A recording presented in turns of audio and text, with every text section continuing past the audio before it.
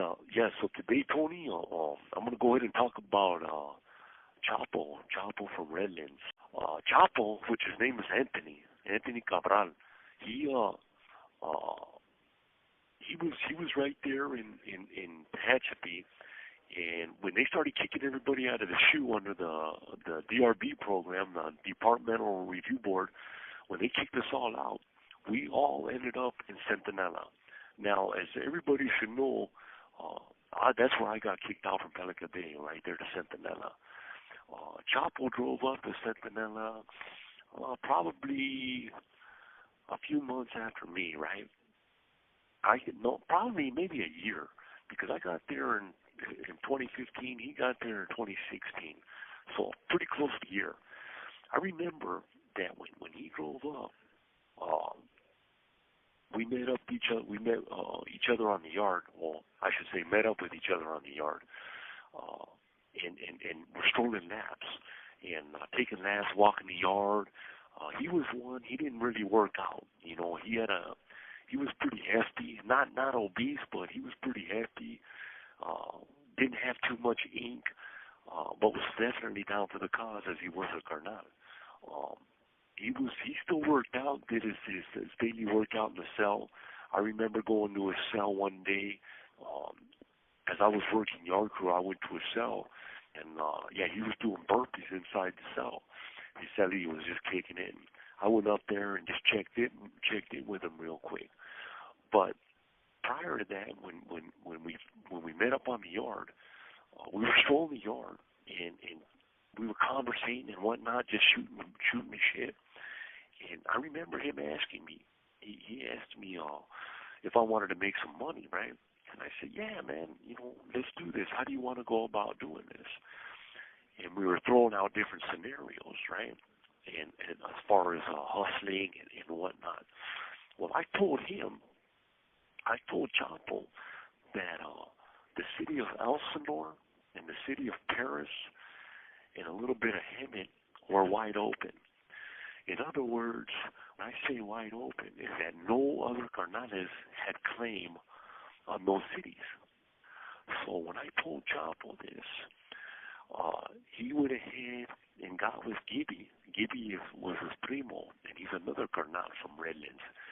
Gibby at that time was in another joint up north.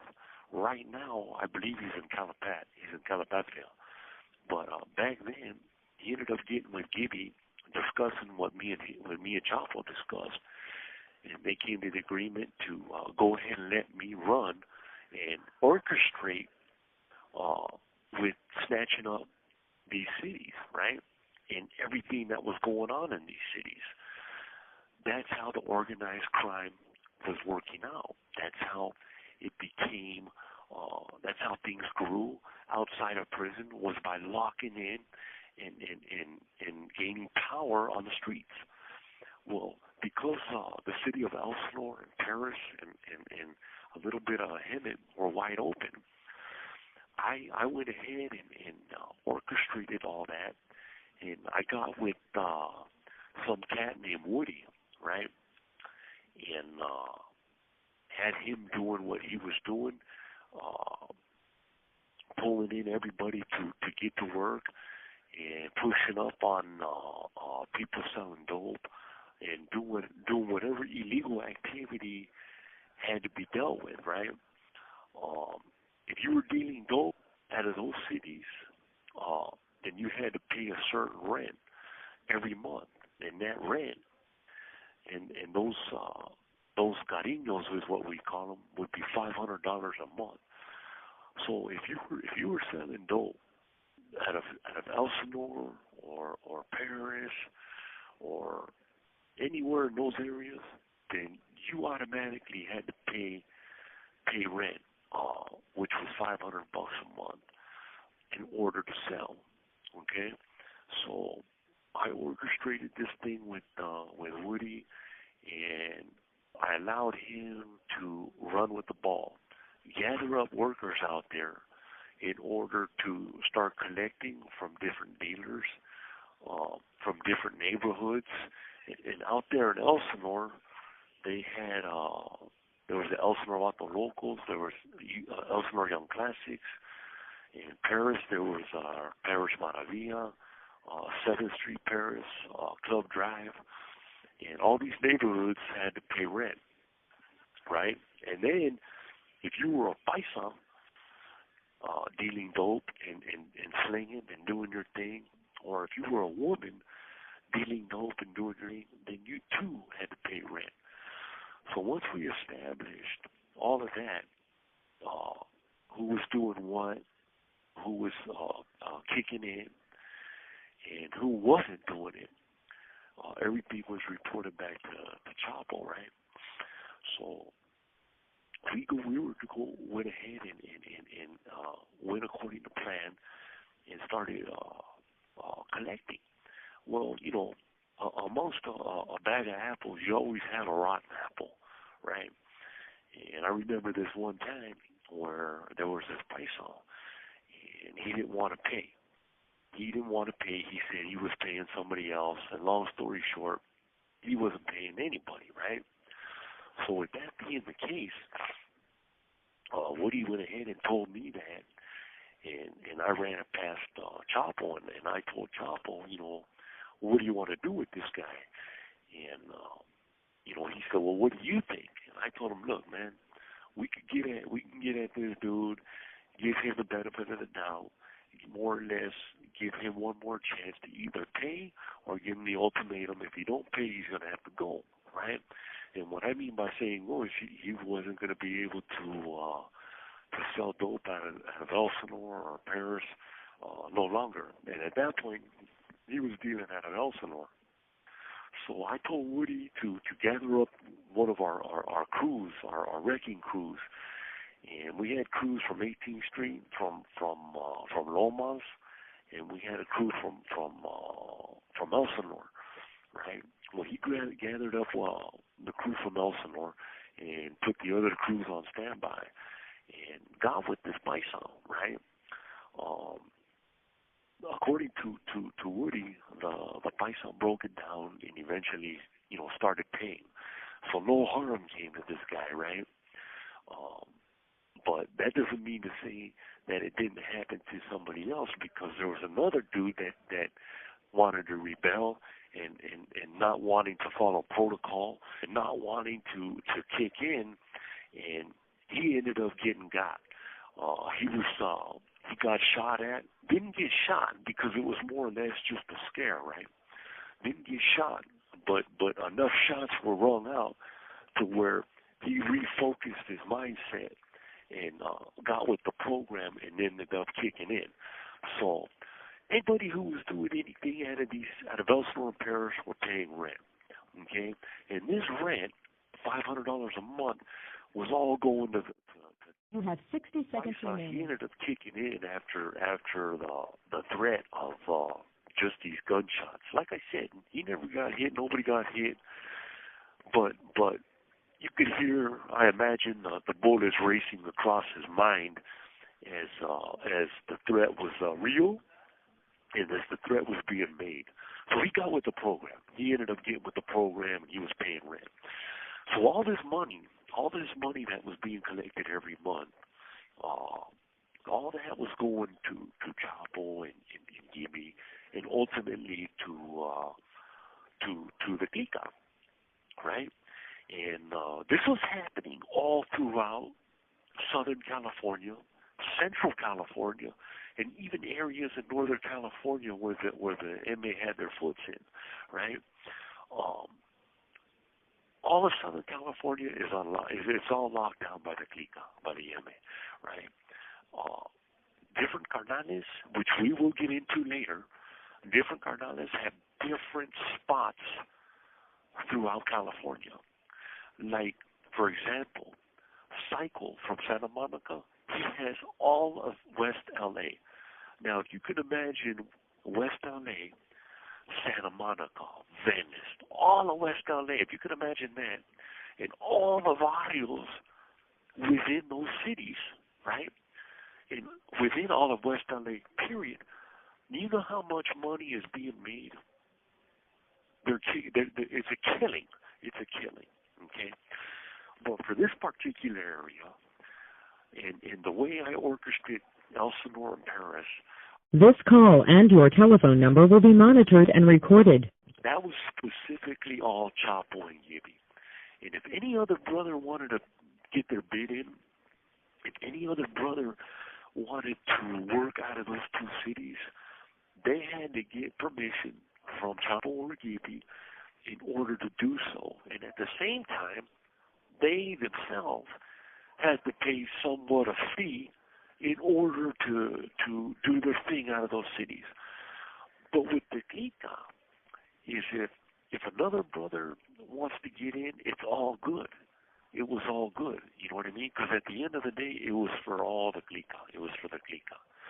You know what I mean? But on a personal tip, yeah, they had to pay something in order to work out of those areas, or at least get permission. You know what I mean?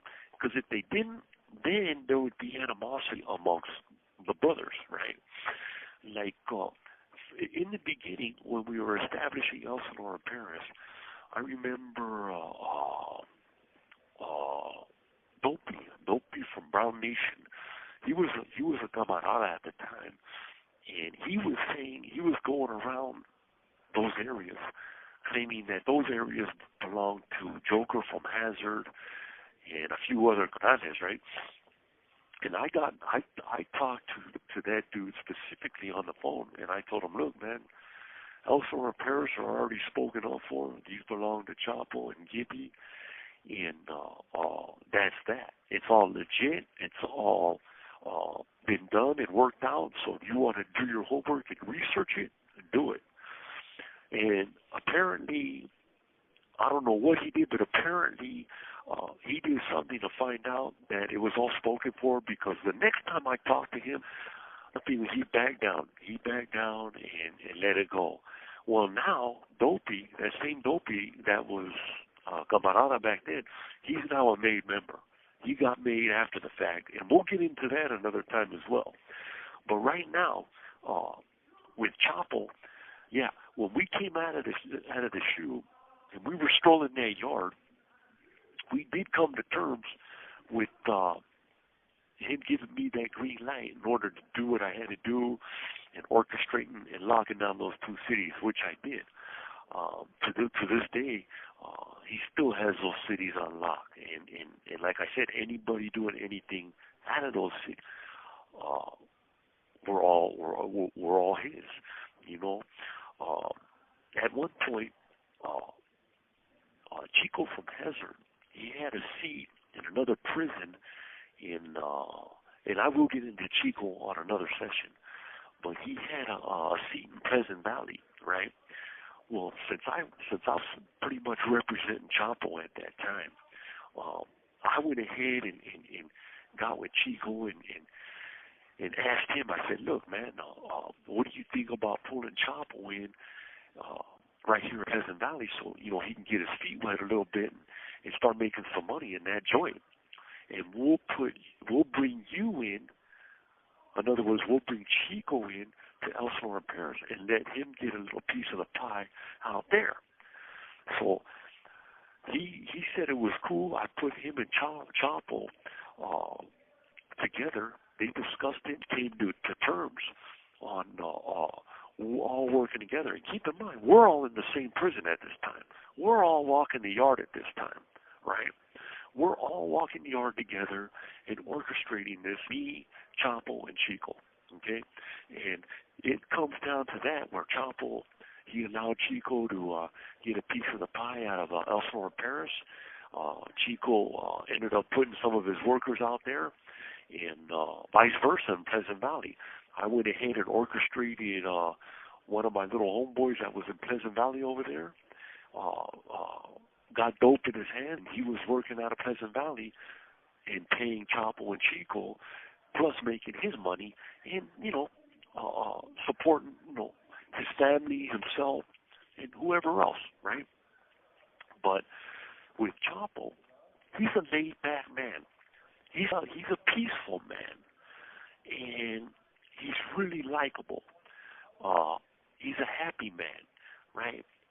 But if you cross him, he can get to that point where it becomes detrimental to the opposing side. And there was an instant where uh, I had my worker, right, the man Woody that I put out there doing his thing. Um, he was lagging. And I can't even say he was lagging. He was MIA. He was missing in action for a while, right? And he was late with the monthly payments, and Chapo was getting upset. And I was trying to call Woody and get in touch with Woody and trying to see what the problem was. Because if there was a problem, then, it'll be fixed. You know what I mean? Because once one of the brothers dictates something, it's pretty much said and done with. So if there was a problem with anybody or anybody out there opposing anything or anything, it could be handled.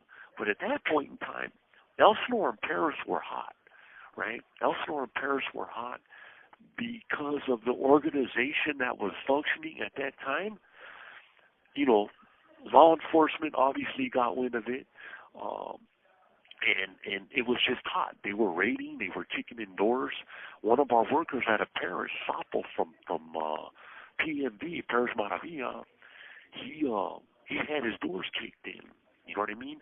And they took him to jail, and we bailed him out.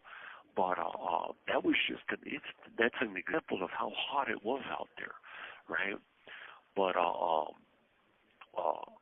with Chapo, he was a laid back dude. And like I was saying earlier, if you get him to that point, it could be detrimental. And he did get upset one time with Woody, man, and pretty much it was getting down to the point where if Woody didn't respond within this certain time period, then Woody was going to get got. And finally, I got in touch with Woody, talked to Woody, and yeah, he was just explaining to me how hot it was, and he was laying low, and I relayed that back to Chapo, and he ended up getting the payment to where it needed to go, late, but more or less on time. So because of that, Woody pretty much saved his own ass, because if he would have been later than that specific time period, he could have lost his life. You know what I'm saying? He could have lost his life. But This call and your telephone number will be monitored and recorded. it didn't happen, and Woody got it together. So when as time went on, everything's functioning well. Chapo's happy, Gibby's happy. We're walking the yard. We're eating ice cream on the yard. He's working out, going to the store, getting all his packages.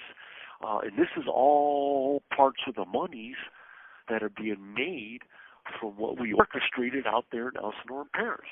You understand? So as long as Chapo and Gibby and the fellas were happy, then everything's running smooth. You understand? Now, when this was all happening, the other brothers on the yard, which was Playboy, Boo Boo, Joker, yeah,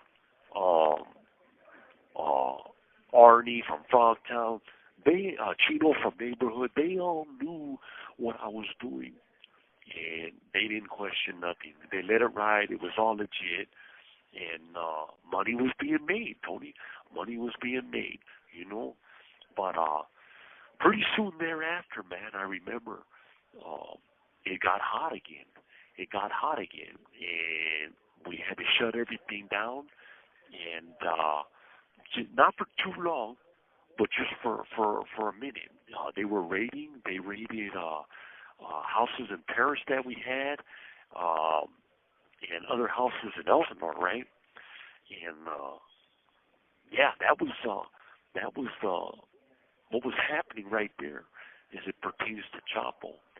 Since making the decision to come over here on this side, obviously I've lost touch with Chapo and whatnot. But I had, at that time, I was Chapo's right hand man.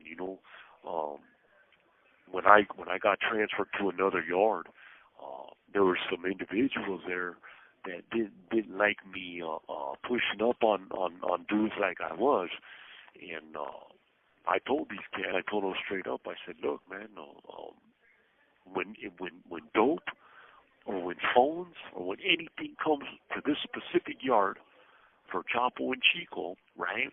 Because I was speaking for Chico as well, which I will get into another time. But they correlate with each other. They relate with each other. So when I was over there on that yard, I told them straight up, when anything comes over here for those two carnales, that comes to me. It all comes to me, and I take care of that. Well, obviously, you're always going to get some knuckleheads that want to go against the grain, and you know, they think everything's downfall, and when in reality, they're just insecure with their own decision making and with their own path because they ain't got it like the way I had it, right? So they researched me, and they called C Yard to where Chapo and Chico were at. And I remember because the dude told me, he said, yeah, when I asked Chapo who was in charge for him over here and who was doing what, he specifically said that I had the green light to do what I was doing. You understand what I'm saying? So that's the power. That's the power. And once one of the brothers say that, it's locked in. There's no other way. Even if you're a carnal and you want to oppose another carnal, you can't just do that. You can't just do that without proof and without some type of evidence. Because if you do, it's a form of disrespect. And once you disrespect, then that's when you have 60 seconds remaining. When two brothers, when they have a disagreement, they have to follow a certain protocol. And if you don't, then the other brother shows a form of disrespect. And once you show that disrespect, then it's pretty much a wrap for that brother. One thing that the inmate don't stand for is disrespect, coward, being a snitch, you know. But with all these, with all that they stand for, they do the exact opposite. Because there's numerous brothers that are telling, and there's numerous brothers that disrespect and step on other brothers' toes out of greed. And that's why I always say, it's all for nothing. It's all a facade. Because they stipulate these rules: no disrespect, no snitching, no coward, nobody turning into a coward or being a coward. But on the flip side, none of those rules are being followed. Because I know firsthand that other brothers step on other brothers' toes all the time. There's brothers who are snitching themselves, not just on a state level, but on a federal level. Okay? And when it comes to cowards, I know firsthand that they just made a dude a carnal, and he's a straight coward. His name is Yoda from West 13, Orange County. He got called out. He got called out by another camarada. This call and your telephone number will be monitored and recorded. That dude Yoda didn't bust no grape. So if that doesn't represent coward, then I don't know what does. You know what I'm saying, Tony? So that's why I always say, man, this whole MA thing, this whole AB thing, this whole NF thing, it's all a facade. It's all a facade. It's all behind the label. Yeah, over the years they've grown and grown and grown, and yeah, they got power, man. But that's all out of fear. That's all out of fear. That's from them dictating people's lives that don't know how to stand on their own 2 feet. You understand? And as quiet as it's kept and the truth behind it, that was me for the majority of my life. I was being dictated by a gang for the majority of my life. And how embarrassing is that? How shameful is that? Until I gathered enough courage in order to say enough is enough for me. I'm stepping away. I'm stepping back. I don't want nothing to do with you or what you represent. You understand what I'm saying? They'll kill a mother right in front of their daughter in a heartbeat. Güero Verde, he was a carnal from Verdugo. He messed up in a joint up north. I believe he was in Pelican Bay at the time. His wife was shot in the head while she was on her knees and cuffed right in front of their little girl over dope money. Now imagine that. Imagine that to all you viewers and whoever's listening. If you're a fly on the wall and you're on the wall in the room and you see two dudes in the house with masks on, right? With a woman handcuffed on her knees, getting domed, shot in the head, point blank, guts flying everywhere, right? For the inmate who dictate one thing but contradict 10 minutes later. Imagine that. Imagine how shameful, imagine how embarrassed, and imagine how sad that truly is. You understand? So again, for our youth out there, the gang lifestyle, there ain't no future in it. There's no future. You know, like I always say, a real man is a man who takes care of his family, who takes care of his children. Not a man who walks around with 10 other dudes pushing up on one person to give him his lunch money. That's not where it's at. That ain't cool. You know what's cool? Is taking your son to the library and educating his mind so he can become a doctor or a lawyer or whatever he wants to be. You understand? That's what's cool. You know, all this gang stuff, ain't no future in it. And for our youth, I know you'll make the right decisions with it all. You know, you just pay attention and realize what's important. And listen to the ones who have been there and done that and are trying to steer you right. Because trust me, they do know what they're talking about.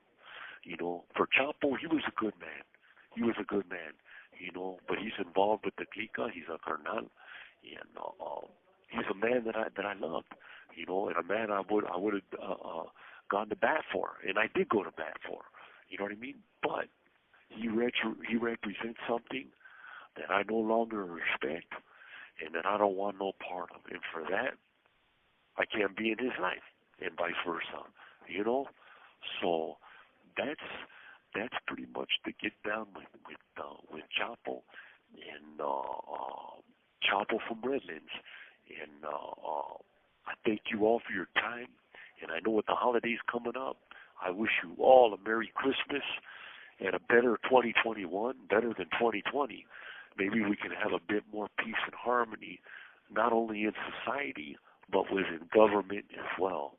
You know, whoever you voted for, whatever you believe in, you know, I wish for peace, strength, and happiness and satisfaction to be blessed upon all of you.